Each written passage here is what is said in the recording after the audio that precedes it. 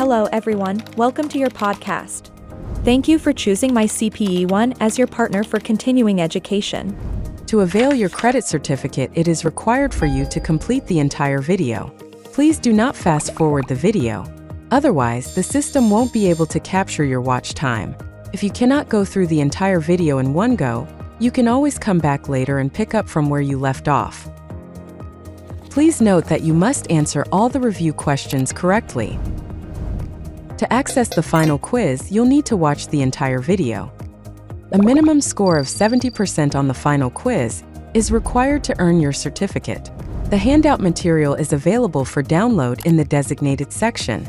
If you have any technical questions, feel free to email us at support@mycpe.com. Happy learning and thank you for choosing MYCPE1.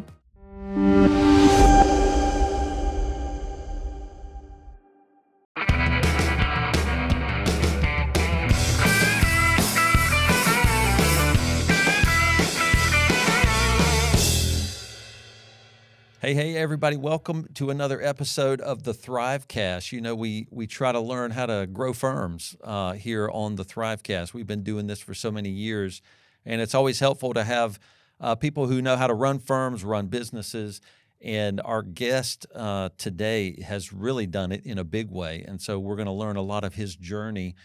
We have Brett Kelly. He's the founder and CEO of Kelly Partners Group.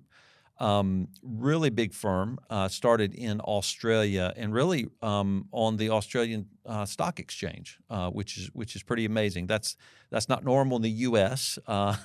So that's a really great way that they've grown. And now Brett is in the U.S. and growing across the U.S. Has some great books. I got access to a lot of his books. And a lot of the stories that he's gleaned from a lot of Australian business people. Just amazing wisdom that we can learn from Brett. So, Brett, welcome to the Thrivecast. It's great to have you on the show.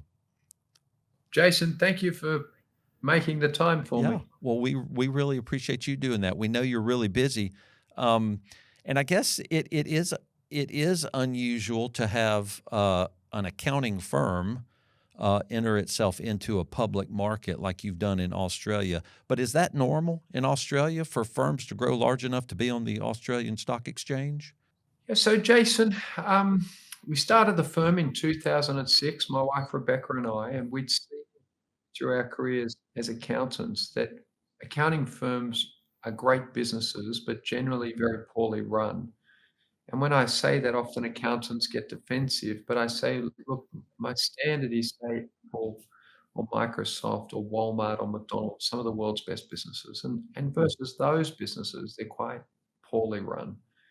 What we worked out was that if we could build a better environment for people, clients, and the communities with a focus on private business owners, clear strategy to make a difference, that we could probably help a lot of accountants operate better firms than they were able to do outside that partnership. And so the reason that we publicly listed in 2017, which was 11 years after we started the firm, was that part of the problem with accounting firms is that, there are some benefits to being private and some benefits to being public. But principally, my view was that the next 25 years, certainly next 50 years, there'll be more transparency and it makes more sense to be public. I have always said that the firms that I'd worked in couldn't have behaved in public the way they behaved in private. And so that's why they're private. It's not that they couldn't be public. It's just that if they were, they'd have to operate as more professional businesses. And typically the partners didn't really want to behave that professionally, to be fair.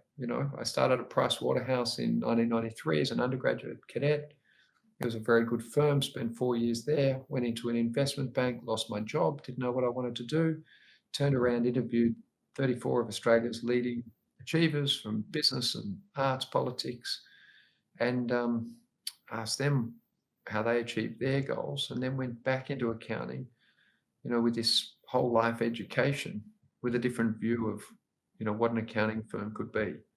And so, the least interesting, I guess, part of our journey is the fact that we're publicly traded, but it's sort of interesting in other respects because, It speaks to our people's preparedness to be transparent and public with what we're trying to achieve. So we did list in 2017. We've returned 9.5 times people's investment since inception. It is the best performing publicly traded accounting group anywhere in the world. And so in January 2023, my wife and I moved here with our now 19, 17-year-old and 12-year-old kids, put them in school, bought a house, and started looking to build partnerships with firms in America. Now, there are no Australian-owned accounting firms in America, notwithstanding that there's many Australians. That's right. And so Los Angeles was the first place to start, 60,000 Australians, no Australian accounting firms. And so we started here, firm in Woodland Hills and Burbank, group office in Malibu, and a small rep office down in Newport, Balboa Island, and now growing into San Angelo in Texas, St. Petersburg in Florida, and Cary in North Carolina. Yeah. There is a very large firm in the U.S. called CBiz, and that one is publicly traded. And are your goals similar in the U.S. here to be public? Or Yeah. So our plan is, it's been publicly disclosed. We expect to become a publicly traded company here in the US, move our listing from Australia to the US. There is only one publicly traded accounting group in America, it's CBiz. We think there should be two. Their revenues are, say, a billion plus Markham, nearly 2 billion. Ours are sort of 150 million. So we've got a way to go. Models are very different.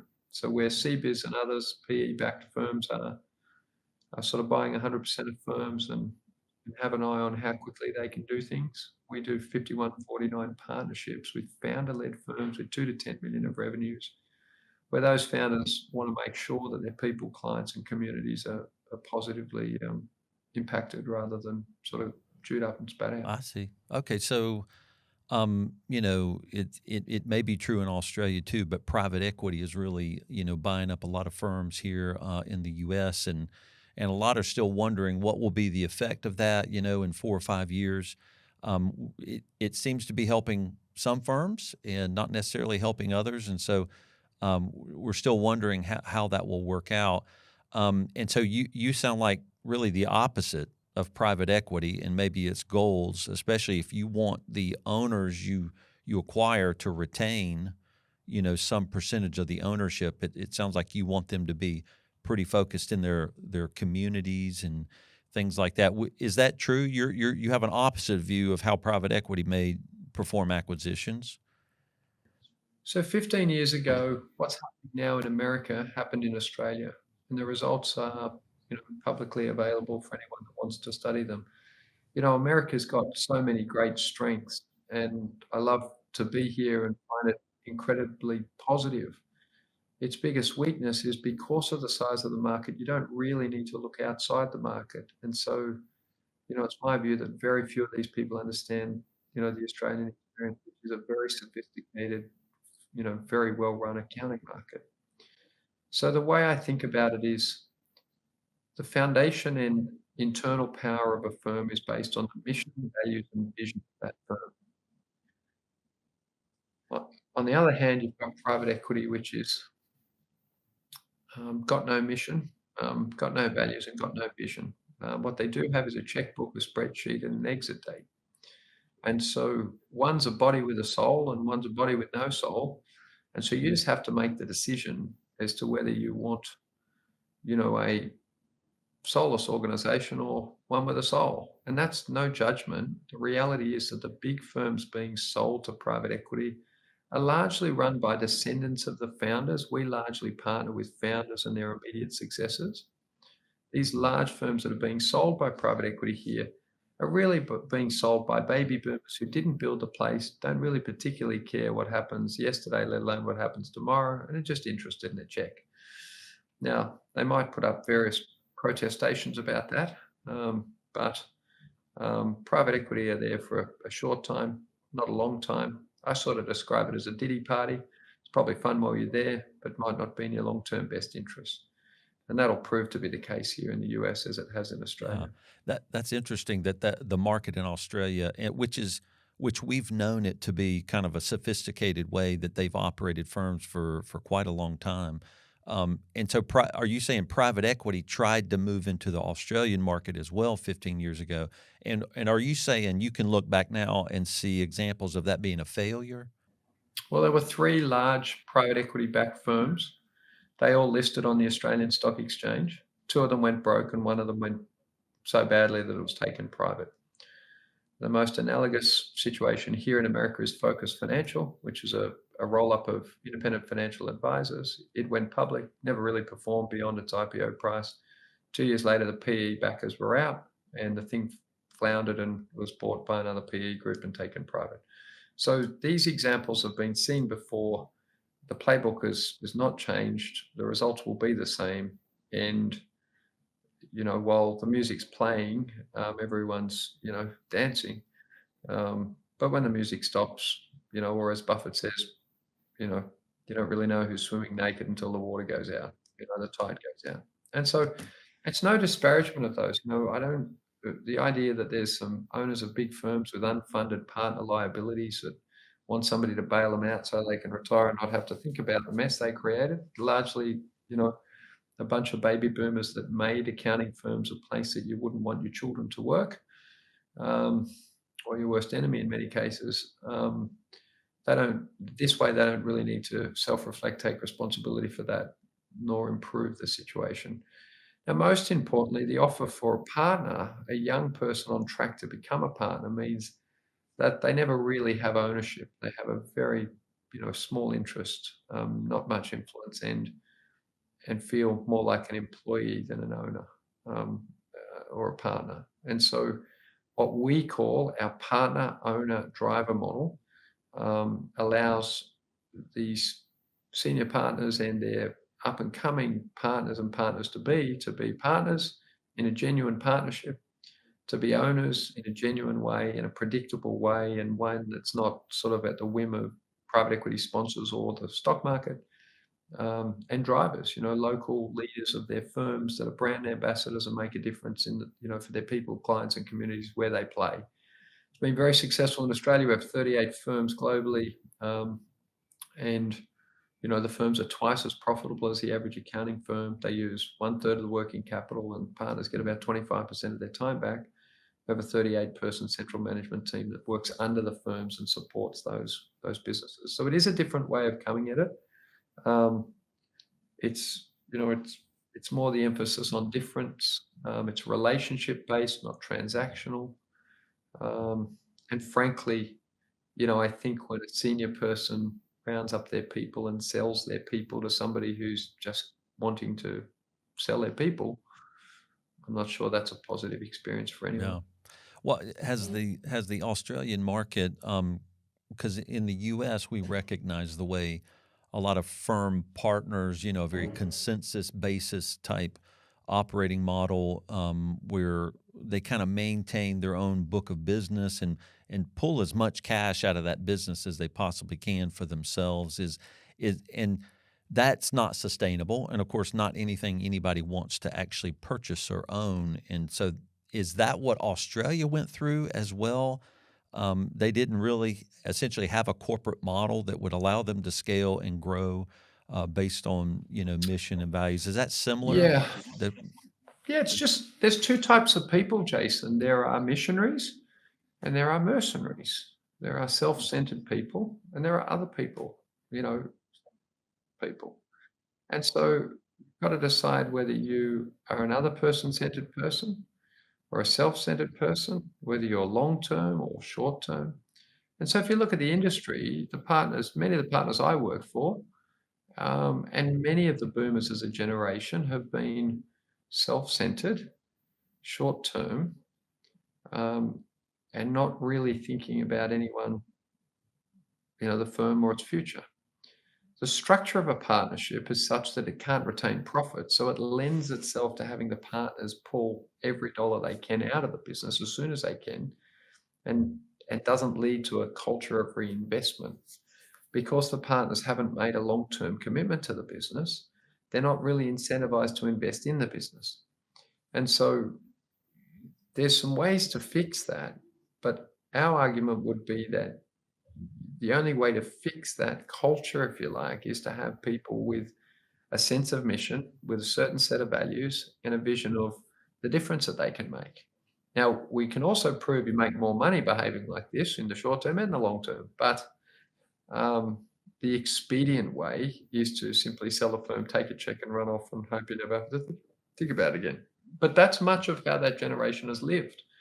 You know, if you look at the leadership of these firms, they've made accounting unattractive to talented people because the leadership has been very backward, has not treated people well, has taken an undue share to themselves versus others, hasn't had a relationship-based mindset nor a long-term mindset. And so young people have just rejected that and said, I don't want to work with those types of people. Now, when I meet a 65, 70-year-old leader of a large firm and say, hey, what's gone wrong? They normally say it's the candidate's fault. You know, it's got nothing to do with them. We would simply say, well, that might not be entirely the case. It might have something to do with younger people's assessment of the leadership behavior of those firms. And so really they're left with no choice but to sell to, you know, some other mercenary organization. That's fine. We're trying to build something different. So typically, Jason, the people we partner with, there's a gentleman or a woman who's spent most of their waking hours building this amazing firm, poured their blood, sweat and tears and heart and soul into this thing, and it's their baby. And they care a lot about who would be a good permanent custodian of this ecosystem and culture that they've built, this group of people that they've carefully put together. And so what we say is we won't come over the top like a corporate, we'll come under the firm and lift it up, get rid of the dross and the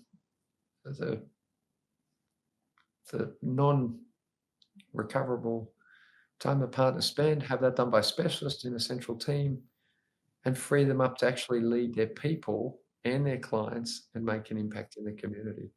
The central argument is that all of life is leadership, and leadership depends on the values, the mission, the values, and the vision of the person. So you can't be a leader if you've got the wrong values. Well, you can, but it'll be quite destructive.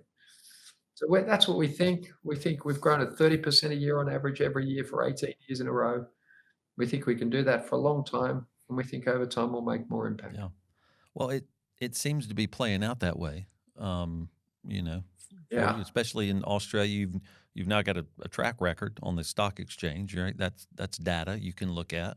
And I know you do, you know, in some of the videos I can watch of you or that anybody can see, you go through a lot of that data very specifically, you know, to prove that out. And do you think a lot of the way, and we'll just say baby boomers, I know it could be a certain type of leader, but the way they have run firms in the country, very specifically, we know that that's in the Big Four in the U.S. That is a really rough place to work, you know, to start your early career, but a lot of people do it. Has that driven the lack of labor coming into the accounting profession or sitting for the CPA exam? Because that's all dropped. Absolutely. Okay, you think, yeah. So if you think about the self-centered nature of the behavior of the leadership, it looks a little bit like, let's make the CPA take so long and cost so much money that a young person can do a simple ROI calculation and say that doesn't make sense. The big firms controlled that process so that they could have people who were graduates who were essentially indentured servants for an extended number of years while they finished their CPA. Those firms weren't confident that they were creating a great place to work that people wanted to be in. So they thought, well, let's trap them in here with this, you know, half-assed qualification that takes twice as long to do as a master's, but isn't a master's. So it's the same in Australia. And so it was like, let's lock these people into a situation that is not in their interest and hope that works out well. Well, it worked out well, but for a while, but given that most Westerners have no children, family trees don't look like this, they look like this. So at some point, there weren't going to be many kids, and so labor's constrained. And so your kids now have options, and they look at that and they say, why do I want to be trapped in this little rat wheel designed by these small, mean and scared people? I probably don't want to do that. And so the philosophical shift that has to happen is the firm has to say, how do we lead from the bottom up and create an environment where we're genuinely interested in making this person better off? So the first thing that's got to happen is the CPA's got to be reformed. It cannot take longer to become a chartered accountant in Australia than it does to become a doctor. That's ridiculous. Most of the partners I worked for as a young guy, they didn't even have a university degree. It was a trade, it wasn't a profession, right? In terms of a degree-based profession.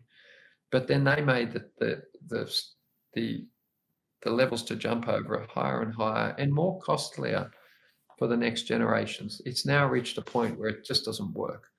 That's the first thing. Secondly, in terms of the type of leadership, the great generation, I think, were known for their community service, and I think it's fair to say the boomer generation hasn't been.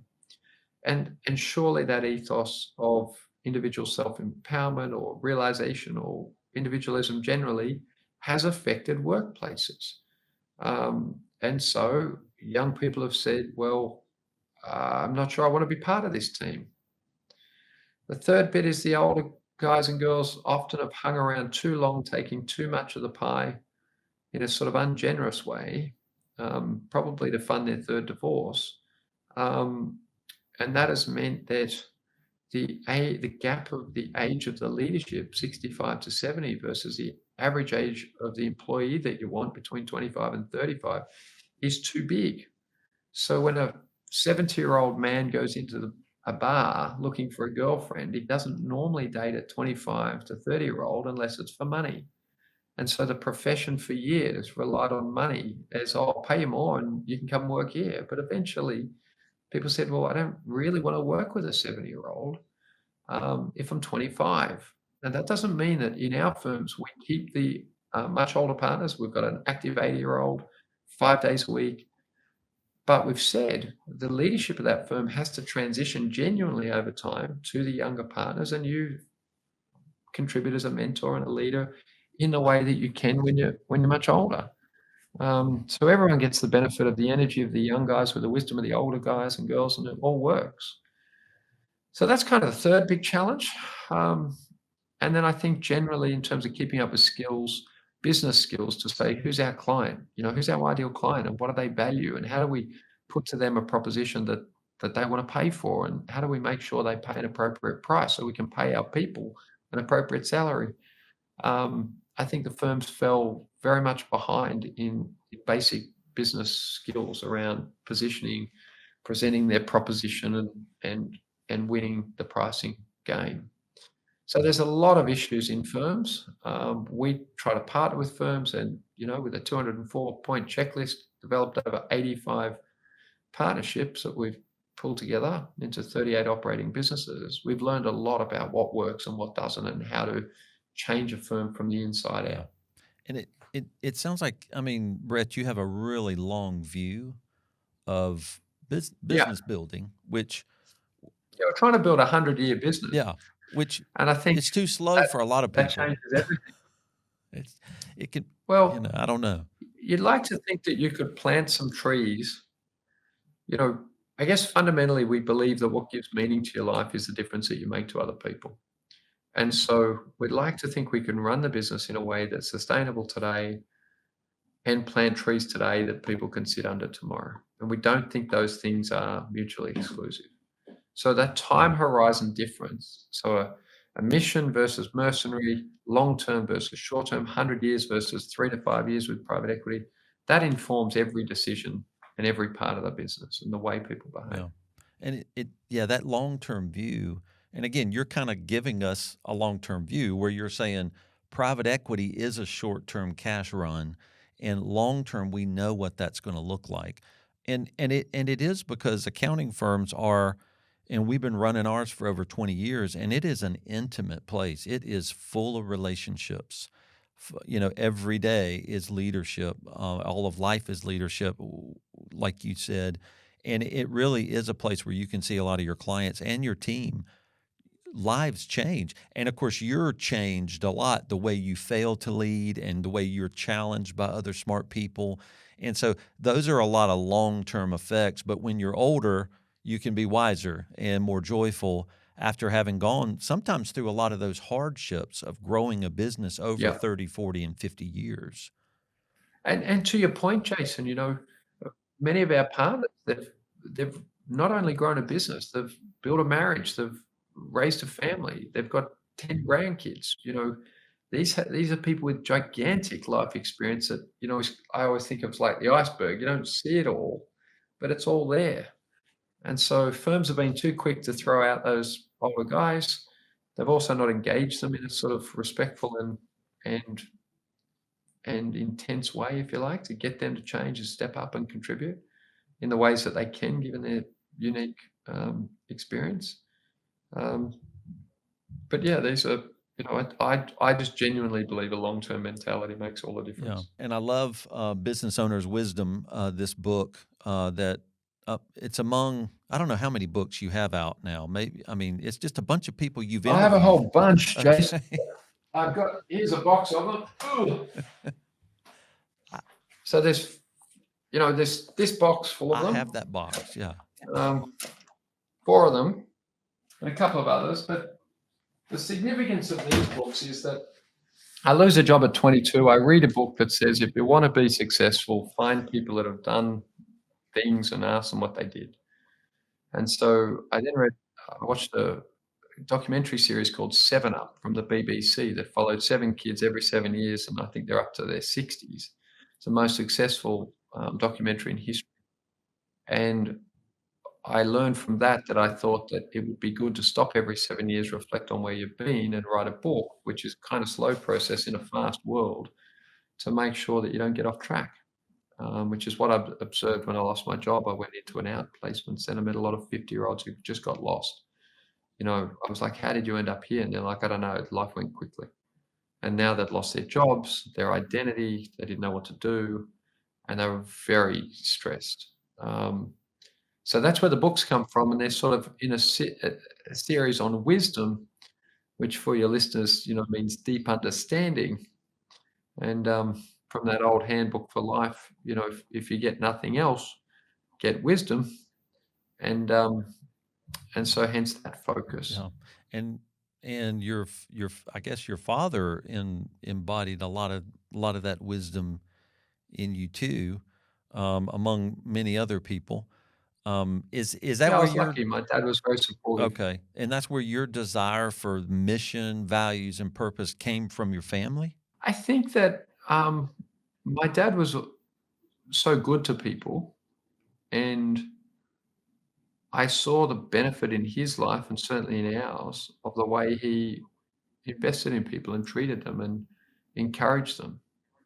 And that showed me that it's really people who have unlimited potential.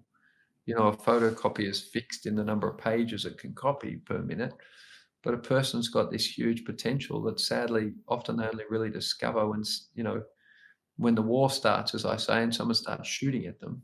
And then all of a sudden they have all this capacity. Second World War starts, they send all these young guys off to war and they charge a beach in Normandy, for example. And you think of the bravery required to do that. And you wonder, how did they do that? When maybe months before they were just sitting behind a desk thinking that they were average. So the average person doesn't grow up next to a billionaire, an Olympian, a world-changing person, and they really don't understand that they are really that person, if need be, if they can unlock that. And so that's what I learned through the process of my first book and from my dad, was that, everyone's got a story, everyone's interesting, people have huge capacity that often, sadly, they don't realize. And I took that into building our group to say, well, if we could build an environment where people felt safe to be the best they could be, what would happen? I always tell the story that Steve Jobs was an employee at Atari.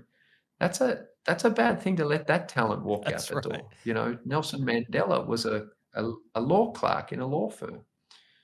Now imagine today if you look out at your people in your firm and say, I got Nelson Mandela over there and Steve Jobs over there, but my leadership doesn't allow them to unlock their full capacity because of my shrinker thinking, as Zig Ziglar would say. or as I say, your small, mean, and scared outlook on life. So many firms I worked in, it was really the leadership didn't want, I actually bought 100% of my boss's old book. And 5 years after he'd been working with me all that time, he said, "Brett, the problem in the old firm was we had no succession." And I said to him, "Mate, I was sitting right there." And he goes, "Yeah, I didn't see that." And I said, "Well, how could you? Because you were so focused on yourself, you couldn't see anyone else." And so if you position yourself at looking up at the people in your business, not looking down at them, I have this saying, Jason, that life is better when you're looking up rather than down on yourself and others. Most people spend their time with their head down on themselves and looking down on others. And so within their business, they've got these incredible people who can make massive contributions, but they're just ignored because the person is so in themselves, they can't see that person. So that's kind of what I got out of the first book. I interviewed, virtually all the living prime ministers of Australia, face to face for an hour, many billionaires, sporting heroes, the leading people in that community. And I've interviewed people like Shaquille O'Neal and Jordan Peterson and others since.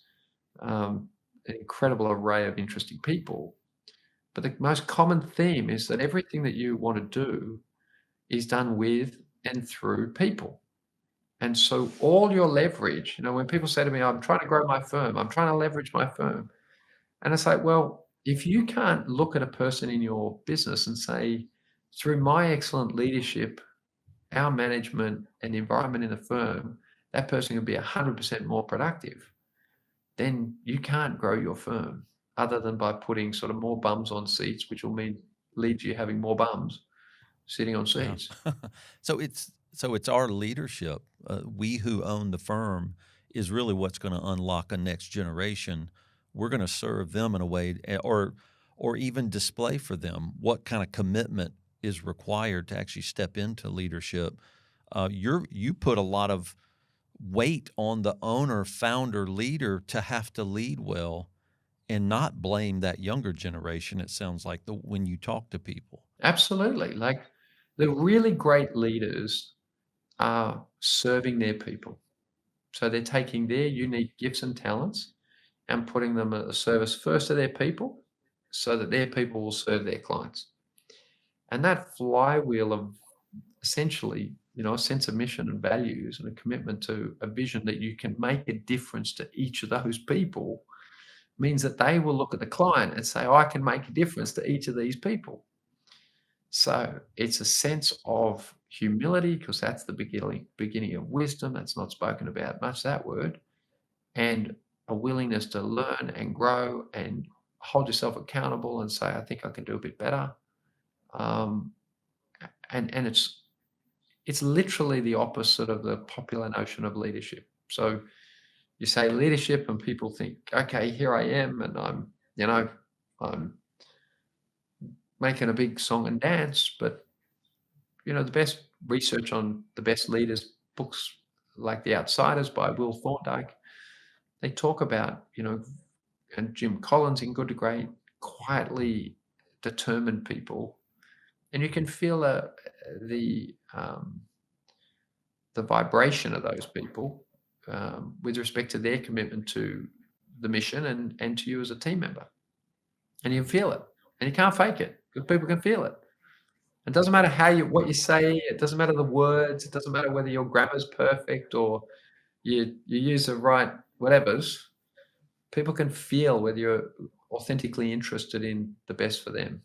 And we call it making people better off, making them healthier, wealthier, and wiser. Yeah. And that's your job as a leader. Yeah.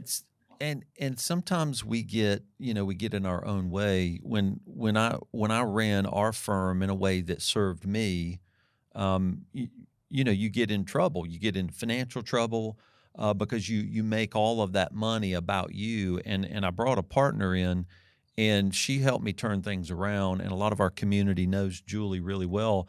But a lot of times she'll say, or would say, "Jason, stop playing against yourself," which is, you have such an ability and there's so much you can do, but you're the one that's actually, you're you're on the other side of yourself playing against yourself. And she's like, if you would just stop playing against yourself, who you are would actually be something that could be amazing.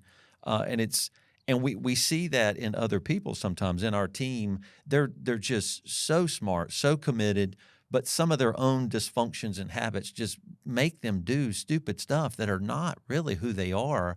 And how do you help people overcome playing against yourself? If you're a leader that's meant to pull them to a place you see more than they even see it in themselves, how do you lead them to that place? Or I guess you can't make them Yeah. go. So the good news is today, Jason, that there is a lot of research that shows the impact that you have on other people. So you'll read articles that say, one bad performing person in the team can lower the performance of the whole team by a certain percentage. What they don't say is that the really great performance of a person can lift the performance. So if I speak faster, you'll speak faster. If I walk faster, you'll walk faster. If I read more, you'll read more.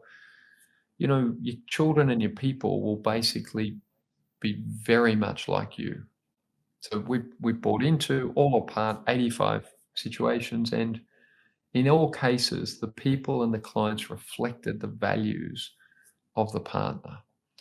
So when people say to me, my people don't do this, my people don't do that, I say, listen, your people are just being you. And so if you want them to read a book, make sure they know you read 10. If you want them to get fit, make sure you got 10 times fitter.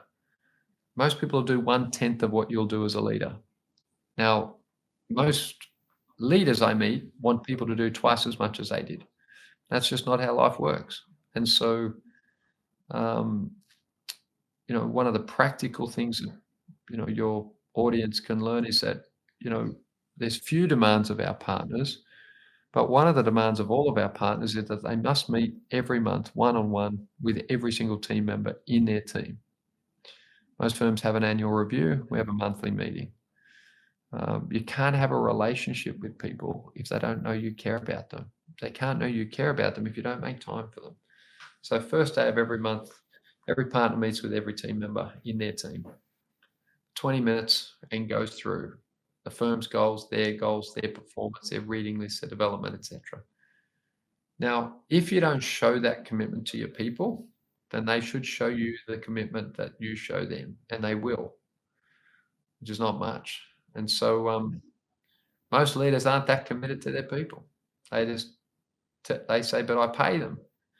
It's like saying that you clean a toilet. It's just not even the starting point. That's right. Yeah. So we basically as leaders have to outlead our team. So we have to always be in front of them and them trying to stretch out to come closer to us. So we're supposed to operate at a higher level. And that's just what we're called to. And that's maybe that's the hard part of leadership. It's like, that's what you sign up for. Don't sign up for leadership if you don't like what it comes with. Would that be some of your message for leaders? Absolutely. I think that meaning comes from self-sacrifice. And most people don't want to sacrifice. So they think that leadership is entitlement when it's actually just an opportunity to sacrifice more. So to take on more responsibility and to serve people more is a massive undertaking, and many people are not fit for that role. So if you won't be the servant of others, you're not a leader by definition. Now, you might be a teller, meaning that you tell people stuff, but to unlock the sort of potential of your people, they have to feel cared about. And that takes time and effort and genuine interest. So if you care about somebody, you get to know them. And if you get to know them, you can help them. It'd be difficult to write, a love letter to your wife who's got red hair and say, dear darling, I love you because you have blonde hair. She might say, did you write the letter to the wrong person? I love you because you like cookies, but I'm a fitness fanatic. I love you because you like rap, but I love classical music. She'd rightly turn around and say, is this letter for me? most leaders, when I meet them and say, where does that team member live? Who do they live with? How many kids do they have? What are their names? What's their hobby? What's their favorite movie? Ice cream? What car do they drive? Where do their parents live? Are their parents well off, not well off? Are they going to inherit money or not? Have they got any financial obligations outside their immediate self or family that's putting them under pressure? They don't know anything about their people, which demonstrates they don't care because they haven't taken the time to get to know the So you people. equate those together. If you don't know about your team, you don't care about your team. No doubt about it. It'd be very hard to be telling your wife, you love her and you care about her if you don't know her name. Most leaders, so-called, don't know their people. They treat them like chattel, like a computer, But the reason is it takes time. You need a process, takes a bunch of time. You've got to actually make an effort. And then I get people say, yeah, but what happens if I make an effort and they leave? I go, what happens if you make no effort and they stay? Like, it's basic stuff. Yeah, and that's what it takes for leadership. What are some things you've done wrong as a leader that you wish you would go back and could change that were big Yeah, so learning everything points for that you? Absolutely. So, Jason, everything that I tell you, and I have an Instagram account, and some people say, "Oh, Brett, you posted this," and I say, "Listen, you might think I'm speaking to you. I'm just speaking to myself. If I publicly publish and speak and espouse values and ideas and behaviors, that forces me to work harder at living those, values, ideas, behaviors. And so the biggest lesson I had early on was that you're not the boss because you hire, you're the boss because you're prepared to fire. I had a guy, he was turning up late, he wasn't doing what he should do, and he was a negative impact on other people. I left it. I thought he might get better. I left it. Then eventually one day I said, mate, you're not on the same bus. You need to leave. He left. I got the whole team together. We had about 6 people at the time, and we've now got about 700. And I said, Jason, I said to them, hey guys, I had to let Johnny go. He hasn't done this, this, and this. I said, are you guys okay? And they all said, you should have done that 3 months ago. And so it taught me that, your team want you to lead. They don't want you to make them lead. That is true. So I said to them, well, why didn't you tell me? And they were like, we didn't want to sign his death certificate. That's your job. So if you want the position, the title, the money, the status, whatever of that role, you have to take on the hard parts of that role. And, a lot of people are up for the good bits, not so much up for the hard bits. Probably the second big lesson is over promoting people. So I'm very hopeful about people. I'm like, I can see your potential. If you'll really commit, you could be amazing. But then I realize some people, they have the potential, but they don't really want to make the commitment. You can't do someone else's commitment. And so I'd promote somebody and knowing that they could do it, and then be really disappointed when they didn't. I'd be like, what's wrong with this person? Because to me, I couldn't understand why, if you had that capability to make that difference, you wouldn't. But I realized that you can't put your own commitment into someone else. And so they're the two standout lessons. You're not the boss because you're prepared to fire, but hire. You're the boss because you're prepared to fire. And the second one is sort of very much that story. It's quite confronting. Yeah. No, those are hard leadership lessons. Well, what would be your message now to maybe U.S. firms? Things they really need to be thinking about as a priority right now with all that we have going on. Private equity buying generations out, younger people not coming into the profession. We're after a very tumultuous election that the whole world is wondering what it's going to do to us. What would you say this is really the priority you should think about? And also the other side of that, what should they stop doing? What are some of the things these firms should really consider stop doing now? So look, the foundation of your life is, just the other side of the coin is to the foundation of your business. And so a growing business is led by a growing person.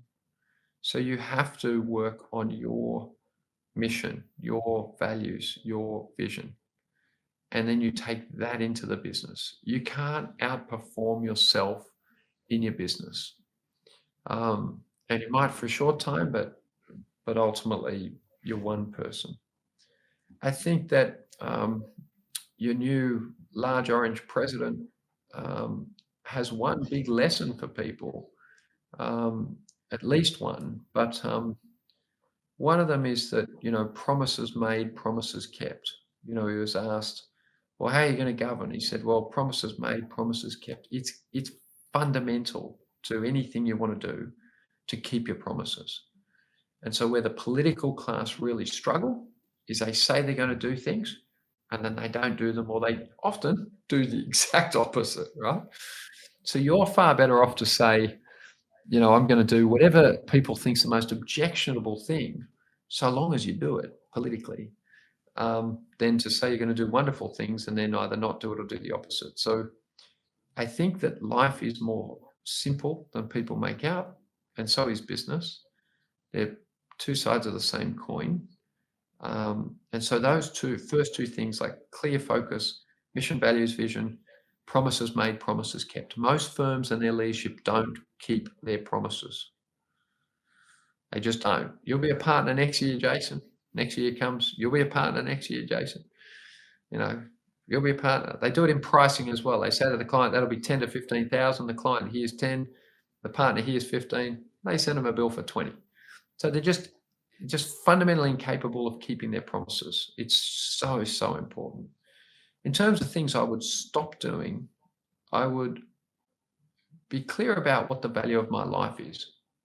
So the average man in America lives to say 78. The average woman lives to say 82. Look up the numbers, whatever they are, 85, 80. Call it 80 to round it up, make the number easy.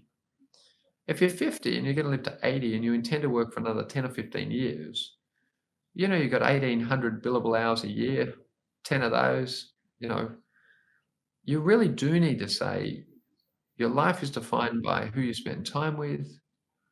Are these people going to come to my funeral? Am I spending my time with the right people, doing the right things in the right way to make the right difference? Again, that's a self-reflection process. And most people will answer that, 20% of their clients are not clients, should not be there, never should have been there, and no one knows how they got there. So to stop doing work for people that don't value you, to stop being in essentially relationships that are one-sided, where they don't value you, that'll change your self-esteem. That's a basic act of self-respect. That'll change your ability to price, because you'll value yourself differently, because you'll get yourself out of all of the abusive relationships you got yourself in, where you're being bashed up and gaslighted. And you'll be changed by who you spend time with. And so the higher quality, straight Buffett quote, hang around with better quality associates because they'll make you better. It goes for your team, it goes for your clients, etc. So stop hanging around with people that don't share your values, don't care about you or the firm, don't buy into making a difference through the work they do or the work you do for them. And find yourself better friends. I often say, if you're really desperate for a friend, buy a dog.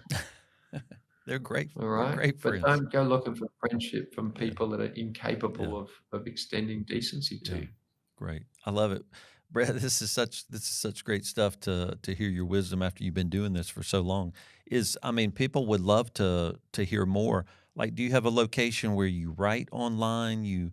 Should they follow your Instagram? Not really. I'm on Instagram and YouTube, and I'll do the odd thing like this, Jason, when somebody asks. But fundamentally, we're trying to change the industry. We're trying to change the orientation of the professionals to be other person focused and understand the dignity of the work they do and the value it makes to people, because in that there's a flywheel of positive meaning. That's really what the business is about. you can turn a profit doing that. That's all good. It is. I am a capitalist, unabashed, unashamed capitalist. I don't believe in unrealized capital gains taxes, for example, because I'm a tax guy, funnily enough. But yeah, online there's plenty of stuff. There's kellypartnersgroup.com.au's our holding company website that's got bunches of videos and different things. There's brettkelly.com.au, which is a website of a whole bunch of books and things and all sorts of stuff. I'm on TikTok, I'm on Instagram, probably on LinkedIn. I'm all over the place, but if anyone's interested in having a chat, they can just pop me an email, and my PA will definitely pick it up and make some time. Very cool. Yeah, I was able to see a lot of you on YouTube in prep for the show, so that was really enjoyable. Okay, Brett. Oh yeah, there's a Be Better Off Show podcast I do. There's about 80 editions. I might start doing some more soon. I really love people. I love to learn, so I do a lot of interviews. Yeah. Well, yeah, just watching you interview, Jordan Peterson, Shaquille O'Neal. I mean, you you are pretty fascinated in other people, so you pull a lot out of them, and those are we get a lot of good stuff from people. If you ask them about their story, they'll tell you. Yeah. And and Jordan Peterson has no lack of words, that's for sure, when you ask him a question. So you can he was amazing. learn a lot from him. He'd spent 10 years consulting to small and medium-sized businesses. A lot of the work that he'd done, most people don't realize he's done. He's a very, very cluey man around business, thoughtful, great. My kids met him. 20 of our clients, met him. With Shaquille, we had 100 clients there. He was great with the kids. People are interesting, whether they're well known or not. So many people have got, great stories. So I find as a way to keep myself growing is to learn from other people. Yeah, I love it. Well, cool. Well, Brett, thanks for being on the Thrivecast. We really appreciate you in the profession, man.